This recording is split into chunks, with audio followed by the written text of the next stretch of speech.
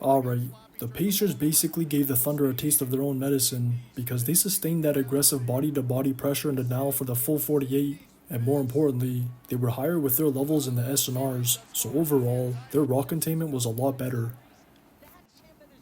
That must have been a point of emphasis coming into this game, because whenever Shea brought their bigs, Tyrese, or Obi into the action in Game 2, they were always out of position or too lackadaisical, so Shea was easily getting downhill to pick them apart. But in this game, they were always prepared, and that made their shows, hedges, or even switches actually effective.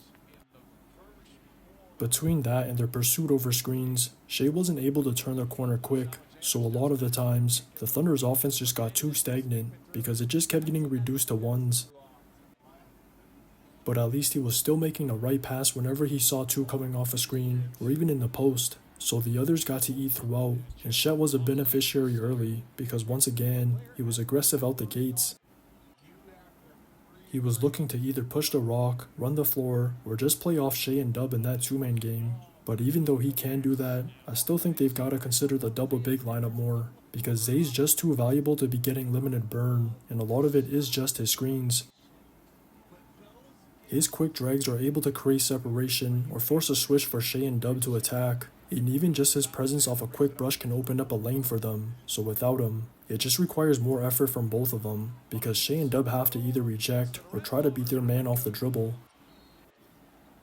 If anything, some of that is on him and Chet having to set better screens to alleviate pressure off them, because even though Shea and Dub had moments of frying Naismith or whoever, they shouldn't have to rely on one of them just making something happen, and they've got to generate easier shots, so that's got to be another point of emphasis going into Game 4. But it's not just about the screens, because he's able to make reads on the short, so if the Pacers bigs are going to be that high with their levels, he can exploit that backside advantage, and it just allows Chet to play out the corner instead of having him playing that role. Those two have already shown their connection, so I don't know if going small is the best way to match up against the Pacers, because I don't even think they need to respect Nembhard as much as they do with Queso as another lockdown. And if they are going to continue having him in a starting lineup, I think they've got to at least have him attack Tyrese more. Whenever he's done that, he's been able to score create, and he just hasn't looked as good as a spot up. So that should be a third point of emphasis going into Game 4, because other than those moments, he's had a rough showing. He was responsible for 2 of the 3 inbounds that TJ stole on the night, and both of those turnovers were a big reason for the Pacers running it back early in the second, because those were momentum plays that got the crowd into it, so they just used that to start taking control of the game in that quarter. If anything, those were just a byproduct of the Pacers' defensive pressure, because the Thunder were committing a lot of uncharacteristic turnovers that seemed a little rushed, so that's a clear sign they were feeling sped up, and the Pacers just capitalized on them throughout. But what made it even worse were the players that got to benefit off their turnovers, because a lot of them were on the Pacers' second unit, so they got into a rhythm, and that's on top of the confidence they already had just being back at the crib. The most obvious one was Mathurin, but I can't even say I'm that surprised, because he was doing the same thing against the Knicks, and a lot of his damage has been against the drop, so the more surprising part is the Thunder keeping the same coverage. He's just looking to score every time he's coming off a screen clean, so whatever their reasoning is for their bigs levels being that low, it clearly backfired hard, and his heater really stemmed off TJ finding him for an easy lay early, because that's all he needed to get going.